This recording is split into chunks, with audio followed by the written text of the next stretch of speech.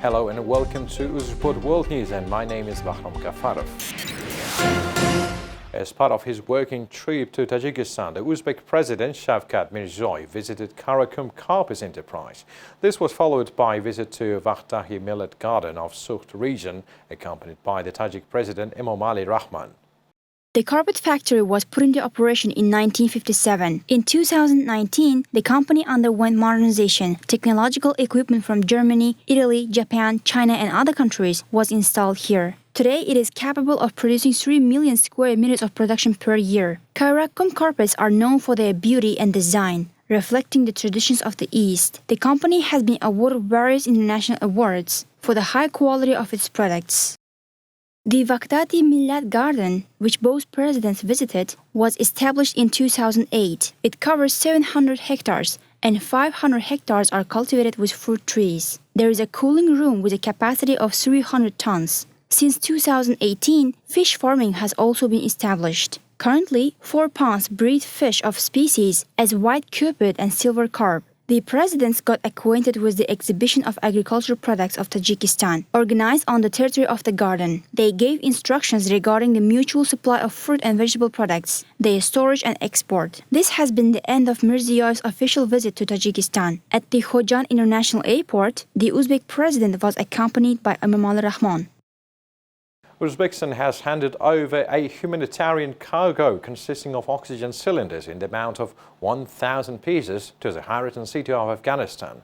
A solemn ceremony was held on June 10th. This gesture of goodwill was carried out at the request of government of Afghanistan, whose people are currently facing the third wave of the pandemic. The representatives of the Afghan side who spoke at the ceremony, expressing sincere gratitude to the President of Uzbekistan for the constant attention and care, emphasized that Shavkat Mirziyoyev was the first leader who responded to the request of the government of Afghanistan to provide emergency humanitarian assistance. The governor of Balkh province, Farhat Azimi, stressed that the assistance provided by Uzbekistan was an example of a truly fraternal attitude towards the people of Afghanistan. The World Bank has approved another $100 million concession loan to help Uzbekistan's southern regions improve urban infrastructure and municipal services.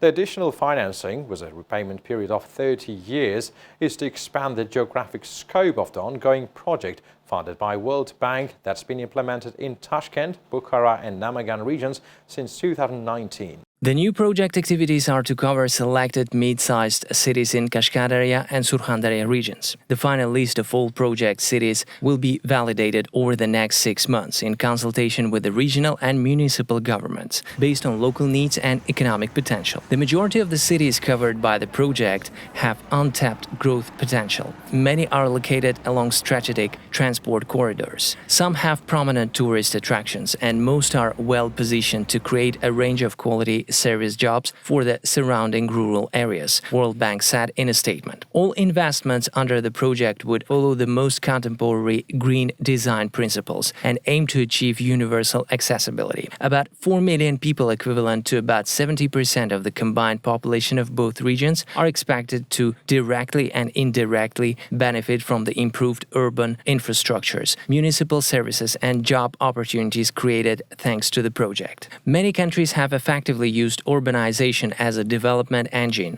like in the case of China, South Korea and Thailand. To achieve these, Uzbekistan needs to catch up with a backlog of urban infrastructure and services and upgrade public spaces to make cities more attractive and productive, said Marco Montavinelli, World Bank country manager for Uzbekistan. Medium-sized cities are growing fast here and have the potential for generating entry-level service jobs for youth. The combination of investments in infrastructure and capacity building of regional and municipal hakimiyats to effectively manage and maintain urban assets will transform cities into comfortable places to live, work and do business. We are glad to support the government in achieving this important goal.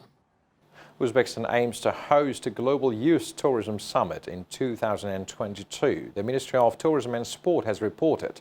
The decision was announced during a visit of the delegation of Uzbekistan, led by First Deputy Minister of Tourism and Sport Ulugбек Agzamov, to Athens. The head of the delegation held a meeting with UN World Tourism Organization Secretary General Zurab Pololikashvili and UNWTO Regional Director for Europe Alessandra Prianta. Tajikishvili highly regarded the efforts ongoing in Uzbekistan aimed to support tourism and coronavirus pandemic.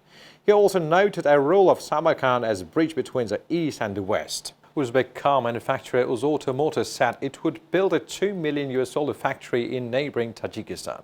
The announcement was initially made on May 7th when company representatives visited the neighboring state to the production facilities of partner company Alumin Sohtumon. Following the negotiations, the parties agreed to establish a joint venture. Initially, the new facilities to set annually produce 10,000 vehicles. Further on, this number is to increase to 35,000 units. During the Uzbek President Shavkat Mirziyoyev's trip to the city of Bokhtar on June 9, the sides agreed to name the new enterprise Auto Motors Tajikistan. Kokand, located in Uzbekistan's eastern Fergana region, will host the 6th meeting of tourism ministers of Turkish Council. The event will be underway on July 23-24, the Ministry of Tourism and Sports of Uzbekistan has reported. The session agenda is set to include such important issues as restoration of tourism after the pandemic, implementation of the pilgrimage tourism project, as well as restoration of international flights between major cities of member countries. In addition to that, foreign participants are to be introduced with prospective tourism projects, opportunities for pilgrimage tourism, ecotourism and gastronomic potential of Fergana region. 11 Uzbek innovative young minds have competed in the Falling Walls Lab Tashkent contest to reach the final stage in Berlin. The event was hosted by Tashkent International University of Westminster. Today is the Falling Walls Lab. It's a very prestigious event that we are in collaboration with the German Embassy and DAAD.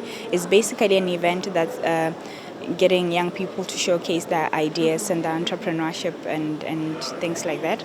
So I think it's a very groundbreaking also for Tashkent, for Uzbekistan. This is the 4th in Uzbekistan actually, but the 1st in Westminster. So it's a very prestigious event in the sense that it allows young people to share with the world what kind of ideas they have and what they can do to change the world and all that. So the winner obviously will be going to Berlin and to compete with other people all over the world. So I think what it does to young people is it makes them think outside of the box. It makes them come up with these innovative, brilliant ideas that will change the world someday. So I think this is a stepping stone for young people to actually go from a very small city or small village to the world. So this is a huge stepping stone for young people that have innovative minds. 6 students from the university are competing, and only one owner of the ideas selected from 11 presentations will be able to participate in the final stage. My project is called IMA, and it is connected with medicine and technology. I'm a bit nervous.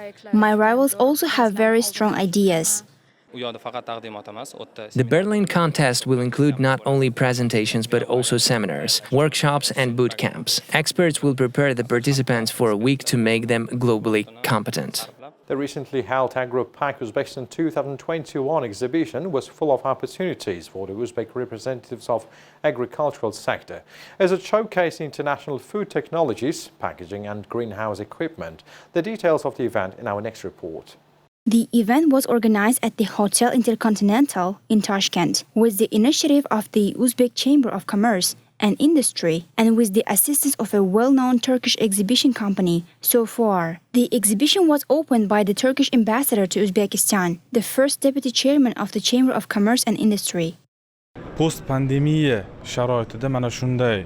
In the context of the pandemic, it is incredibly important to hold mobile exhibitions. All of our manufacturers worked during the pandemic and were much more mobile. Now we must properly direct these to export as well. Now trading houses are opening in Tajikistan, Kazakhstan and Afghanistan, and holding exhibitions provides an opportunity to exchange experience. In Uzbekistan, this is the 2nd project for the brewing industry under the brand Agro-PACU Uzbekistan. The project differs in containing more dialects in B2B TV format. This event is closed to ordinary visitors, intended only for entrepreneurs. We invite all entrepreneurs of Uzbekistan. At this time, you will meet with the new suppliers, get acquainted with the new technologies and exchange experience with foreign companies. This technology produces labels. Our products are mainly exported. Today, these are countries such as Kyrgyzstan, Kazakhstan and Turkey. In addition, we also produce detergents and import the necessary raw materials for this purpose. We decided to take part in the exhibition to discover new export outlets. The leading domestic and Turkish companies for processing, packaging and storage of agricultural products presented their goods. And this is a great opportunity to find solutions in the implementation of investment projects aimed not only at production, but also at the sale of products in the domestic and foreign markets. Our main goal at the exhibition is networking. We want to make new acquaintances. That is, if we want to establish exports to Turkey, this event will help us find new customers on long terms. We want to sell our products here, especially in food and vegetable sectors. As you can see there, we have many corrugated boxes. We are exporting to almost 30 countries our products, especially in Europe and Middle East. We will try to sell here our products. Also, after this exhibition, we will visit some area in Uzbekistan, Fergana. So we will meet with some producers there. Maybe soon we can invest also here, because as we can see there isn't too much corrugated box producer in this country, and they need them for export their products. Cambodia has deployed its next generation of landmine sniffing rats. They're part of a demining operation in a country plagued by unexploded weapons. 20 African giant pouched rats were recently imported from Tanzania for the job and are undergoing intense training. This woman is a rat handler.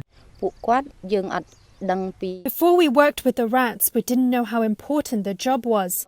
But once I worked with them, I realized that the rats are wonderful animals because of their sense of smell, which humans lack, as they give us 100% accurate results from their performance. The new batch of rodents replaces a recently retired group that included Magawa, the rat who found 71 landmines and 28 unexploded ordnances during his 5-year career, according to the non-profit Apopo.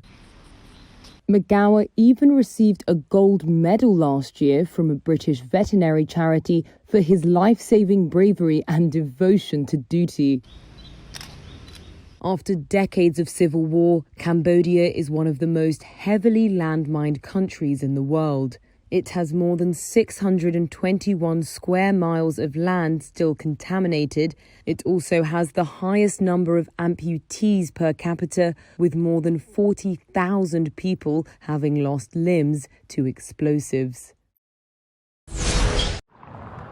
In Tibet's capital city, Lhasa, there's one image that is ubiquitous: portraits of Chinese President Xi Jinping and fellow leaders. China is broadening a political education campaign to mark the 70th anniversary of its control over the region. In a rare and tightly chaperoned government tour last week, a Reuters reporter met with civilians and religious figures who pledged loyalty to the Communist Party and Xi. This is an exchange with a monk at Gogh Temple. Who is your spiritual leader? Is it the 14th Dalai Lama? Xi Jinping. Xi Jinping. Really? Let me ask one more time. Who is your spiritual leader? I'm not drunk. I'm very conscious. I speak freely to you.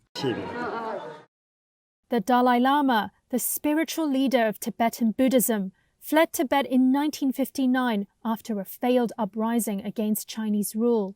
He has since established a government, the Central Tibetan Administration, or the CTA, in exile, based in Dharamsala, India. Beijing has labelled him a dangerous separatist and said when he passes away, the government will select its own successor. In Tibet's College of Buddhism, a major religious training school on the outskirts of Lhasa, Chinese flags flew atop temples.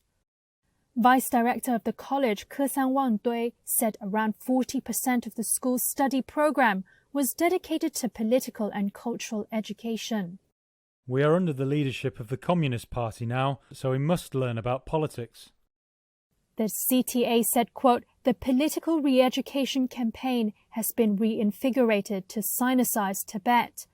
This is Robert Barnett, a professional research associate from SOAS University in London. They can't even be a monk or nun if they don't show that political loyalty, and they certainly can't go to the college unless they strongly demonstrate that they are politically loyal. They are training these people, hoping to train these people to become preachers for the Communist Party and its new version of Tibetan Buddhism. Beijing has consistently denied any accusations of rights abuses in Tibet and says people in China are free to practice approved religions, including Buddhism. The U.S. Justice Department's internal watchdog will investigate efforts by the department during former President Donald Trump's administration to seize communications data of House Democrats, according to a DOJ official. And top Senate Democrats, including Majority Leader Chuck Schumer, on Friday called on former Attorney Generals Jeff Sessions and William Barr to testify before the Senate Judiciary Committee under oath. This after the New York Times reported the Justice Department, under Trump, subpoenaed Apple for data of at least 2 Democrats on the House of Representatives Intelligence Committee in an attempt to find out who was behind leaks of classified information. Whistleblower's not a whistleblower, it's a thing. Schumer, in a tweet, called the news a gross abuse of power and an assault on the separation of powers. The White House on Friday denounced the reported actions on Democrats' phone records.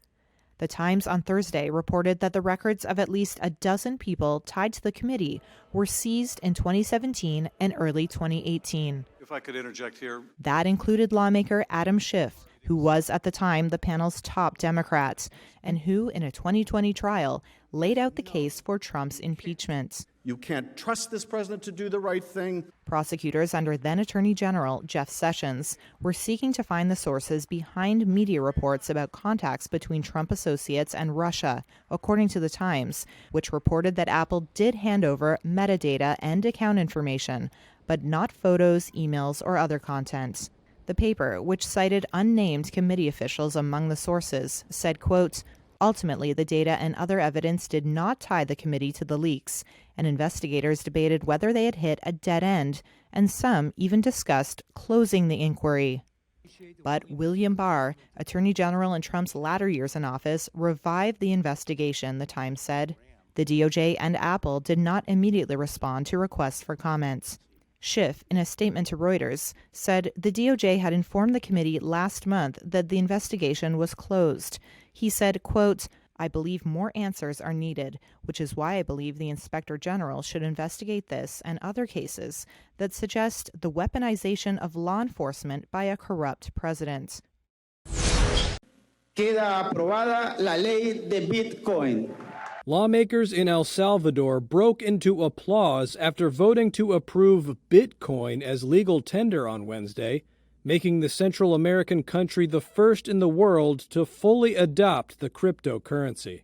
Bitcoiners around the world, the time has come. We are ready. The Congress approved the bill by a supermajority despite concerns the move could complicate talks with the International Monetary Fund, from which El Salvador is seeking more than $1 billion in financial support. One of the few lawmakers who voted against the bill expressed his misgivings. For some, this is bold. For others, irresponsible. But it's a bet as well as an experiment. I regret how this has come to pass and what's behind it, and I hope for the good of the community to be proven wrong. In a tweet, President Nayib Bukele cheered the approval in Congress, which is controlled by his party and allies, one of whom echoed his exuberance for embracing the virtual currency. Este es un paso importante para nuestro país. This is an important step for our country. A step for technology, a step into the future to bring us financial inclusion, investment, tourism, innovation, and economic development to our country.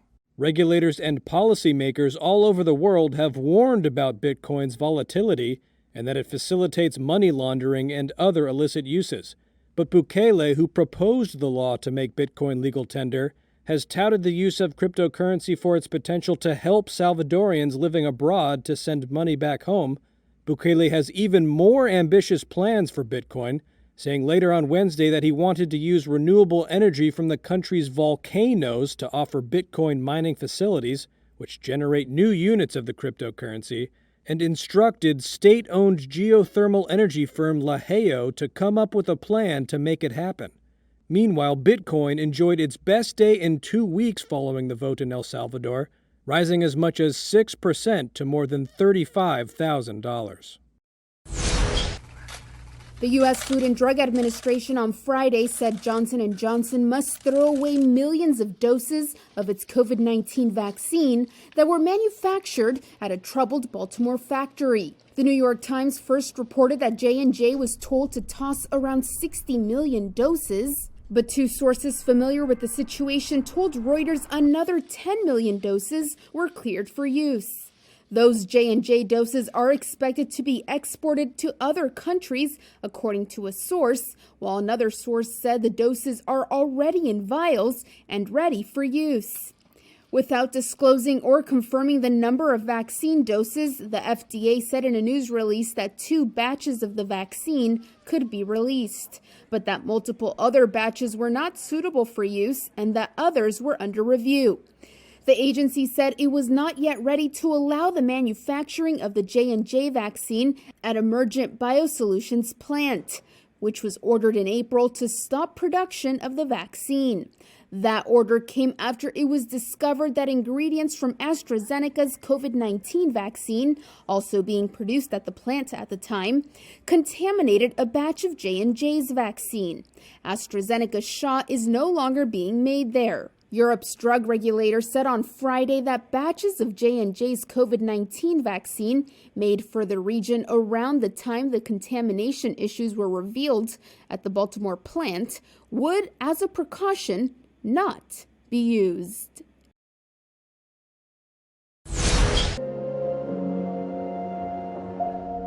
A pair of Van Gogh exhibits in New York is baffling its guests before they even buy tickets.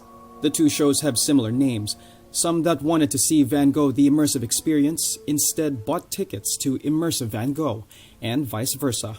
We actually had an issue with our ticket because of that, because we purchased that one, but we were here, so we ended up repurchasing.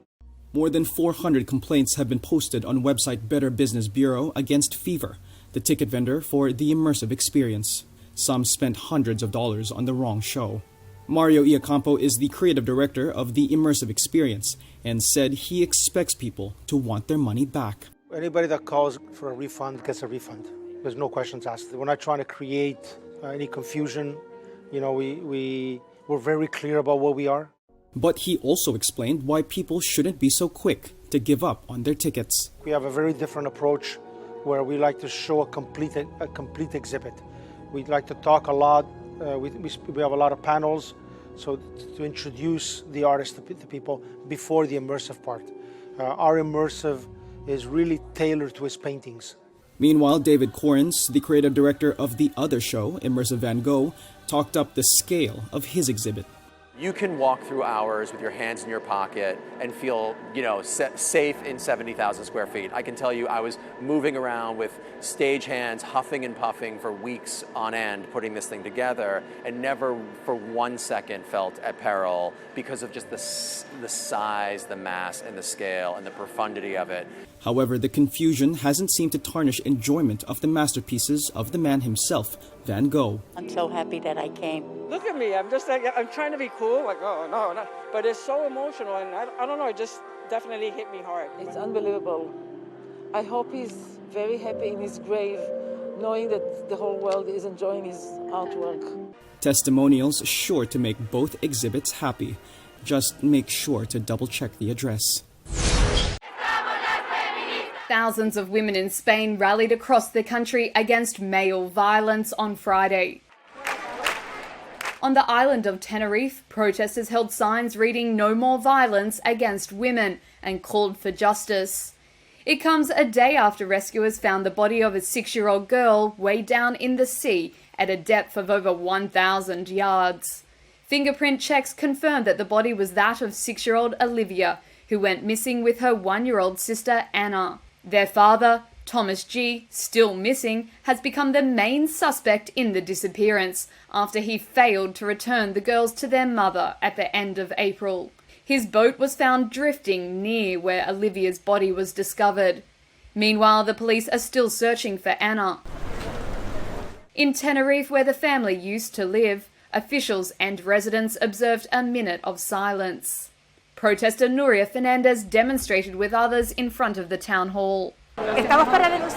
We are here to denounce the situation that happens more often than it should, and to say that enough is enough, and that we have to protect women and children, the children who are victims of male violence. Enough is enough.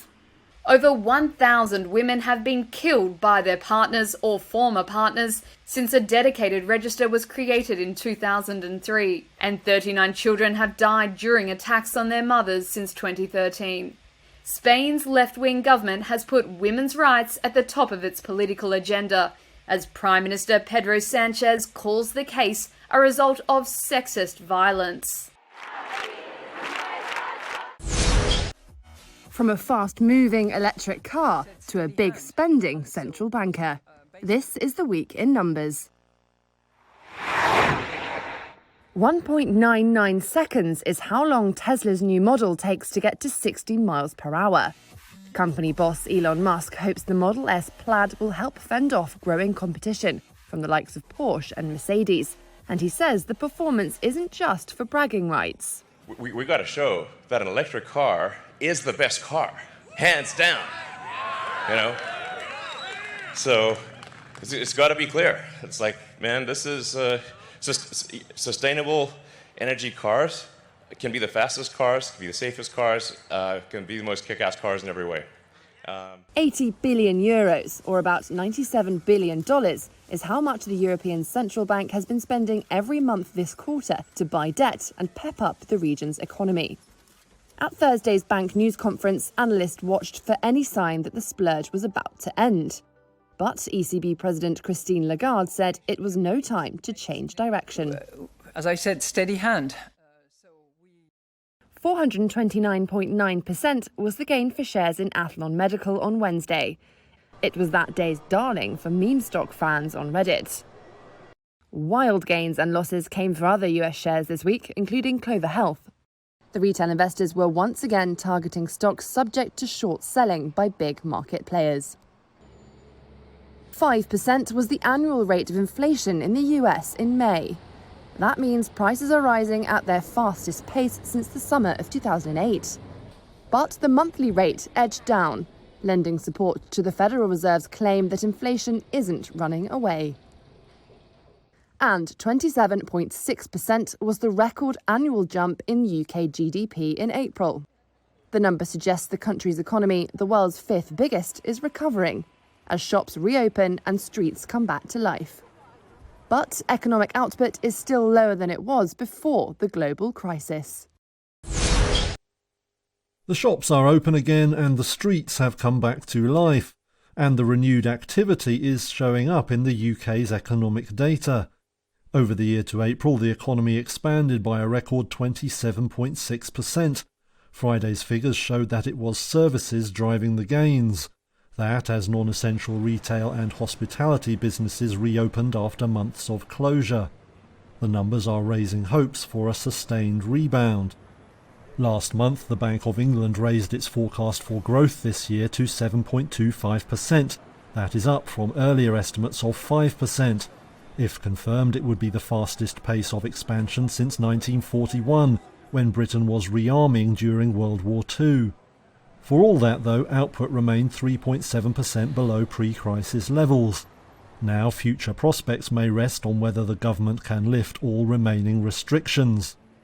In England, that was supposed to happen on June 21st, but the move is now in doubt amid soaring case numbers for a new virus variant. So far, these have been the latest news for today. Goodbye, take care.